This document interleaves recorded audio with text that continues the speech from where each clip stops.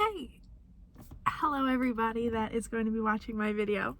So today talking about my paper and well, specifically the song that I chose. I chose My Life by Imagine Dragons. This song kind of focuses more on like depression and how it can lead to substance abuse. The narrator in the song kind of goes through like the thoughts in his head, like he's got negative thoughts and feelings of loneliness, and how he kind of decides that, you know, maybe pills are the way to go to kind of lose that feeling and, you know, divert to the bad path of substance abuse. So yeah, it focuses on depression and substance abuse. So for my paper, I focus specifically on depression and substance abuse in juveniles. And so first I looked through the DSM-5 and I went through like the criteria. I went for the criteria of both minor and major depressive disorder because both of them, they kind of have something to do with, you know, minor depressive disorder can move into major depressive disorder. And I wanted to make it known that there are multiple forms of depression. So minor depression is different from major depression, is that major depression you have to have, I believe it was 5 or more characteristics, where minor depression it was a lot fewer. So, and then when looking at that with the juveniles, I found that the juveniles with they called it subclinical depression in one of the articles. They found that it was it was like if they had subclinical depression, it wasn't as much like treated as if someone who had major depression, which I found that kind of like insane, because it's like minor depression can lead to major depression, and without treating it, you kind of lose the whole point of, you know, trying to keep these kids away from violence and to keep them from coming back into these juvenile facilities. And a lot of what we talked about in class too, like with like recidivism and like even with how you are supposed to treat juveniles and the fact that they are still moldable when they're younger, I think that also, like I saw that a lot in my paper as well, because, you know, the way that with the whole treatment, which I'll get into after, you kind of learn that like these kids are moldable, they can be changed, and if not giving them the option of treatment or giving them like any form of help can lead them to stay on the wrong path and can lead them to do more crime and commit more violence and end up back in these facilities, which again is a major part, I feel, of this class that we discussed. So yeah, that the first part, a lot of what I found I did specifically with juveniles with depression and substance abuse, that it correlates with recidivism rates. So we talked about recidivism in class. It means the likelihood that this individual is going to end up back into jail or, you know, juvie, whatever.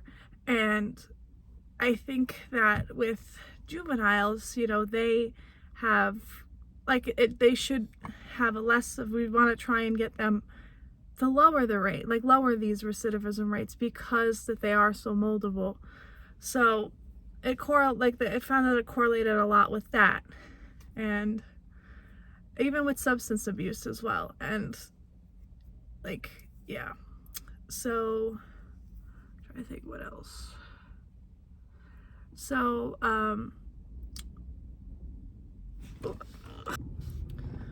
okay, so next talk about a little more about substance abuse.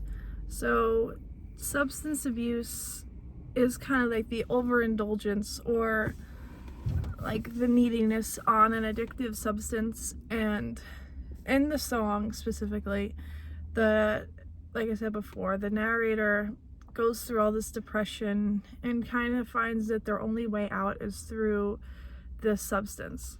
So I feel like with juveniles, it's not just depression that can lead to them using substances. They could be, influenced by peers, or it could kind of be like, like peer pressure, or they've seen it their whole life, like with their families, so it's something they kind of partake in.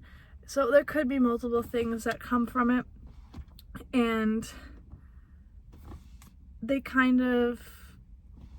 use it like if it's like a prescribed medication, like say they have a parent who's on like some form of pain medication, and they aren't like they're not really raised by their parent, they're raising themselves because their parents are unable to even kind of take care of themselves, so they kind of take the pills without their parents knowing, or like they're buying it illegally, or so there's so many ways that they can kind of get addicted to it. And I think it is important that it is addressed, and that these juveniles have the options to get help for this. And I think, because I know that there are a lot of like places you can go, like outside of jail, I know of some of the things similar to like Alcoholics Anonymous, where you can go and you can get help that you need.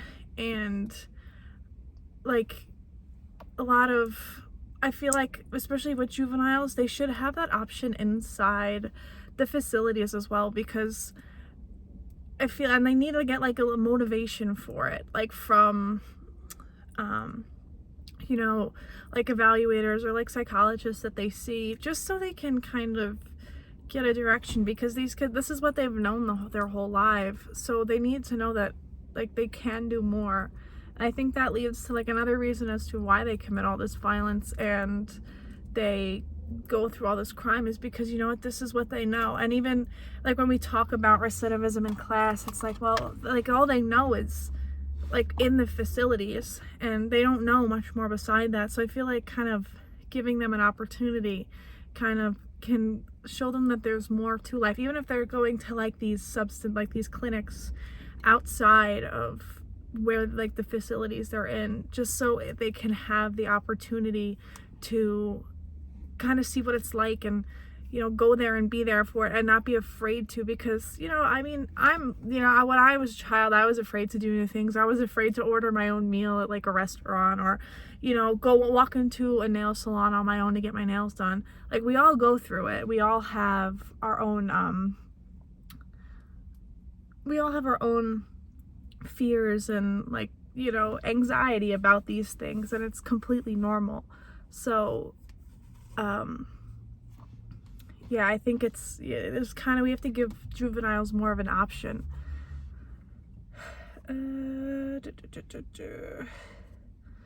So what I specifically looked at was juveniles in a juvenile probation agency. And there's actually an interesting statistic that they gave.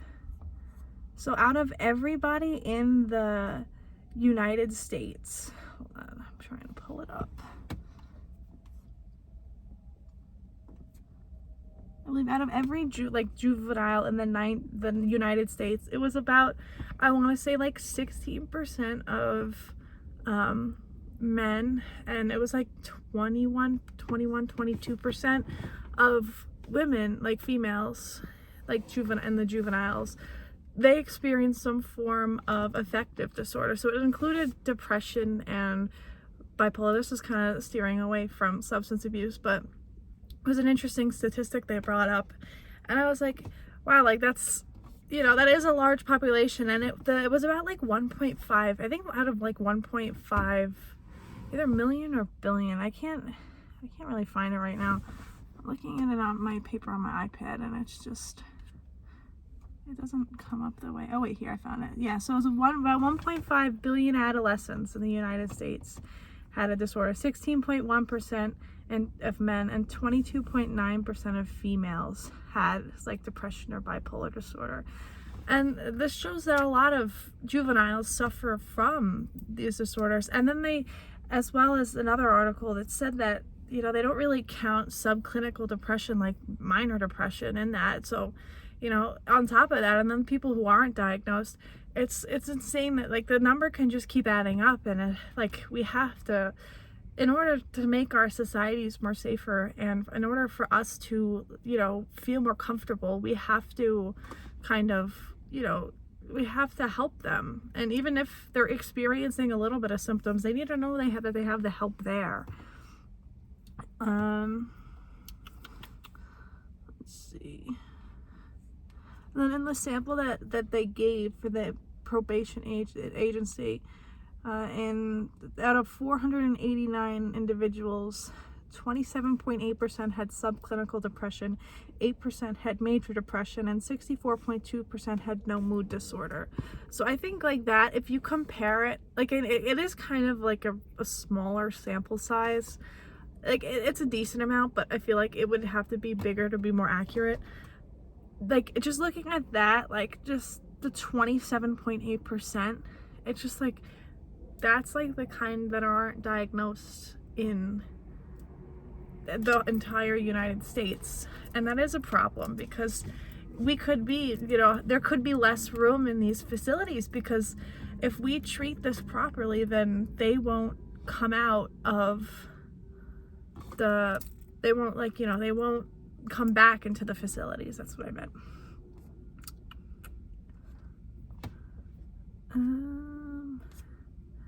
And then I'll talk about my treatment plan now.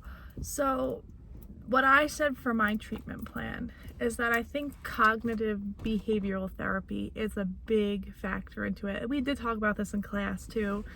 And I feel like I talked about it in every one of my psychology classes. So it's that one. And I said talk therapy, and also the possibility of adding pharmaceutical drugs involved in my treatment plan. I think it'll reduce the recidivism rates as well as the violence inside the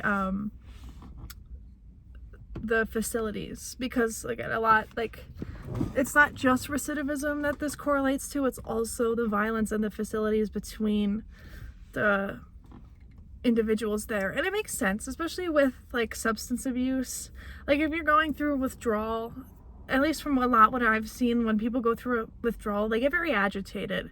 And even like going through depression, like, I've been there, like you kind of, sometimes you are more agitated than you usually are. So it kind of like, it could lead you to accidentally pick in the wrong fight, which can then get you in trouble and hurt you and keep you there even longer. And then, give you higher chances of coming back because they punish you instead of treat you. So my treatment plan, I said talk therapy is important. Like I've done talk therapy, and I feel like it's very helpful. Like you kind of have like a second opinion. And I think with juveniles too, like at least from my perspective, if I was a juvenile, if I was sent to one of these facilities, I feel like I would be kind of closed off and keeping to myself, and that's not really good. Like, even though like, yeah, like they tell you in like normal society, like, oh, go out, like when you go to college, you go make friends. When you're in high school, go make friends, or like at your job, make friends. Like I feel like that's not really the case for like these facilities, because it's kind of like, at least for some people, they're kind of ashamed what they did and they don't want to be there, and they're already going through a lot. So I feel like having an extra outlet, like even though like they're not in like doing time with you, but they're there like for you to kind of express how you're feeling and get your emotions out, instead of sitting in a corner cooped up and doing like just I want to say indulge, I want to say just consuming all your feelings without having to talk about it. And I feel like that's very important for juveniles, especially going through any form of depression or any form of substance abuse. They need to know that they have someone there that can understand and that can go through it. I think, I didn't write this in my paper, but I think like now, like thinking about it, like substance abuse, like even if they have those meetings, like, and I feel like even talk therapy, like it's good that you can get it out. And like if you are talking, like say to somebody, your talk therapy is with somebody that has experienced this, like a sponsor or whatever, it gives you like, it'll make you feel a little better that you get it out, right? Like, at least that's how I feel. So, and with cognitive behavioral therapy, I feel like it's good overall because you can talk about it and then you can build skills on it and you can like problem solve. And like if you're faced with something, say that someone offers you the drug that you are super addicted, like you had this addiction to it and like you're in recovery, and someone offers it to you, like you need to know right from wrong. Like you need to know to say no and need to know how to walk away from it. And you know, like it's hard for some people for that, and it's especially with a substance like an abuse, like an addictive substance, like say like cocaine or like heroin. Like that's hard. Like you know how it makes you feel and someone's offering it to you. And even if like you have depression and you're in a hard time, like it makes it even harder to say no. So I feel like if you have these opportunities, like you build these skills, and especially when you're younger, you build these skills, and you know, like you can identify your triggers. Like even with depression, like you can start to see that your daily routine is slipping. Like you're not getting up in the morning to take a shower, like you're gonna do it, like you're doing it like every 2 days now instead of your average every day. Or you know, something like, oh, you don't brush your teeth in the morning anymore, you only do it at night. Or like you don't brush your hair, you just throw it up in a bun, like something like stuff like that. I feel like if you can identify where your triggers start, it can kind of gives you the skills. And like you can, even if you're doing talk therapy, you can be like, hey, I'm noticing this and I need to stop. I feel like that's cognitive behavioral therapy is the best for that. And I think it's the best for depression and substance abuse, because like you can identify it like when it's starting to happen, so you can stop it right away. And then pharmaceutical drugs as well. I work in a pharmacy myself, so, and I've taken like Lexapro before. It helps, and I think it's good, like especially if you're in a really rough spot and you kind of don't know where to go. And like especially in like these facilities, if you are feeling alone and like you don't want it to lead to suicide, And I think that especially like with juveniles, not saying that you shouldn't do this for adults either, but for juveniles, there's so much opportunity for them to do good and for them to, you know, switch their whole life around, go get a family, go get a really good job. You know, there is so much opportunity. And I feel like that we have like these drugs can kind of just like alter it like a little bit, just to put them in the right direction so they don't do something that hurts their life, you know, like stops their life from continuing when they have a really good opportunity to keep going. And at least, you know, again, I work in a pharmacy, I deal with drugs all the time, I've been on them, I've known people who've been on them. I just feel like that they can, they're not I don't think they don't need to be a permanent thing, but they can be just a way for a juvenile to start to get back on their feet. And I went through one of my sources, talked about how they went through like 548 studies, and they found like that punishment-based punishment and deterrence increased recidivism, while they found cognitive behavioral therapy and like the counsel skill building had the greatest impact. And they also mentioned that it works in all types of facilities, and it actually can work for like high behavioral, no, hold on, I'm trying to find the word, high risk, that's what it was, high risk offenders. And they said it works really well. And I think that's good, as coming to the topic of risk with with what we've talked about in class. Risk is like, you know, like if you have a higher risk, there's a higher chance you're coming back. And knowing that and using cognitive behavioral therapy, we can kind of get on track and kind of realize that, you know, this is like an actual, like a better way, like we can reduce risk of these offenders by using cognitive behavioral therapy and, you know, reducing risk, reducing recidivism so they don't come back. And I think it's a good opportunity for, I think, everybody, and especially, again, juveniles are so moldable. Kids are moldable. We've talked about this in class a lot. Like, there is so much opportunity, so we can put them back on the right path and kind of make them, make them not go into such risky tasks and commit all this violence. And it would just, again, it would make our society better as a whole.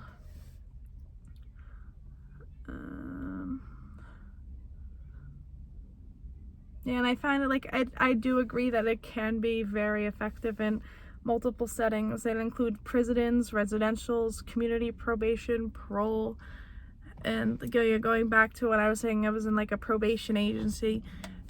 It would be good to help those kids there, especially with subclinical depression. I feel like all these opportunities should be given to everyone, regardless of how, they are, how they present. Even if they're showing signs, they should have the option. Aren't our taxpayer dollars going towards this? They should be getting the option to go to this therapy and build skills, because in the end, these are the kids that are shaping our future, and we don't want more criminals than normal members. Not that there are, but if you could make the criminals less and kind of see, maybe it'll kind of deter them from committing violence. And yeah. And they also said, which I also found interesting as well, that it also works for adults, cognitive behavioral therapy. I know it's not really I know we talked about it in class or it relates, but it's not really relates to my paper as well. But I find it it's good that it works that way, and that's how you can tell it's really effective, because it also works in adults. And adults, they already have their mindset, the phrase that you can't change anybody. You can't change older people. You can't change their views. It's very hard to. And I feel the fact that this behavioral therapy can work for adults as well, can kind of switch off their depression or their violence, and kind of give them ways to deal with it. And I feel like cognitive behavioral therapy, it can work for a variety of things. The fact that it works with high risk offenders, people that are extremely violent, it can help. It's again, you just gotta focus on the triggers and build those skills to fight those triggers. And I feel it is such a good way to fight this. And I feel the most that I've learned from this paper is that, I don't know, I feel some juveniles can be ignored on this, and there are so many opportunities where we can kind of fix the system. The system is always going to have its flaws, but especially the fact that they don't focus on juveniles with subclinical depression, it is a flaw. You want to focus on everybody. Even if they don't have a mood disorder or any form of disorder, you want to focus on everybody, especially with juveniles. And again, I've probably said this before, but it's so important because they can be shaped. That's the whole thing. They can be shaped. Their tempers can be changed. And it can make so much good in the end of it. And we can have less people in these prisons later on in the future. And less people committing crimes, which is always good, because you want a safer community for your kids when your kids grow up. Yeah,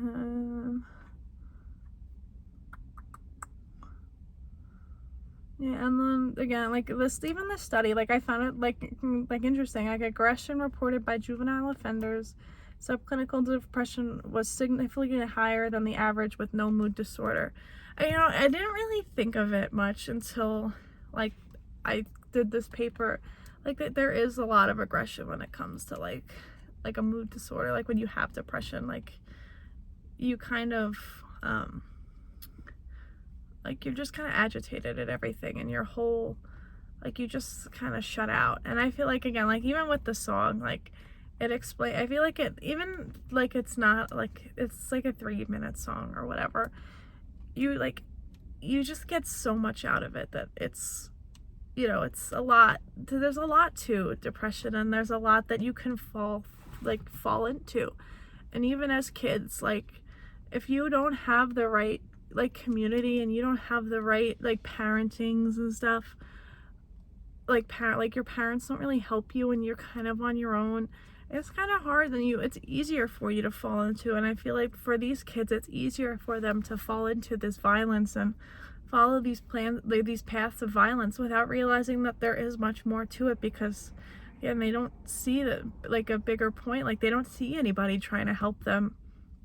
And I feel like if we talked more about the fact that they can be helped, then we'd be on a better path. And yet a lot around 50 to 80% of all child abuse and neglect comes from parents with experienced drug abuse. And like I said before, like, they go through what they know, and you gotta change what they do know and make it into something that they can understand that is better. So I'm gonna wrap everything up here. I feel like I've talked a lot. So I feel like a lot of my paper had to do, like, specifically talking about forensic psychology, a lot about risk and recidivism in juveniles, and how certain like mood disorders and I don't remember what substance abuse classifies under, but how mood disorders and substance abuse can affect these rates, and kind of how it falls down into society and how they all end up back into the system, as well as treatment plans we've talked about in class, like cognitive behavioral therapy we did talk about in class, and how and also too, like with the theories that we've talked about, like labeling theory, like juveniles who are labeled this way, like maybe like minorities, or even like if you're in like a bad neighborhood or you're bullied, like it's what you know and it's what you fall into, and like that, like all that stuff can have an effect there, as well as learning theory, like I just said before, their parents give them neglect and they experience, drug abuse, or like their parents are like alcoholics. Like it's what you learn, and I feel like a lot of this can change in the future. And like going through all the treatment, like looking for treatment plans online, I didn't see much, and I wish I did see more. Like I don't know if I didn't look deep enough, or I didn't word it right on the library or Google Scholar, but I feel like there should be more focus on juveniles as well, and even juveniles with minor depression. It is important, and I feel like these are major concerns that should be brought up more, because I feel like they've been brought up more in just society in general, but like it could be ignored in these juvenile facilities, because they all it could be focused more on punishment and deterrence than it is on let's make these kids better. And that's what I got a lot out of from like this class and from doing my paper. I think I learned a lot. I learned a lot more. I went into more depth than we did in class. I mean, we went into a lot of depth in class, but you know what I mean? Like, especially with juveniles in probation agency about depression and substance abuse, we went into it, I went into it a lot in my paper. And, in the end, that's not just normal people that experience depression, even though they're still normal people, but it's not just people in society. There's people behind those closed doors of those facilities that experience it too, and they should not be ignored, because we're not ignored, so they shouldn't be ignored as well. So I'll leave it at that. It's been a fun semester. I don't know.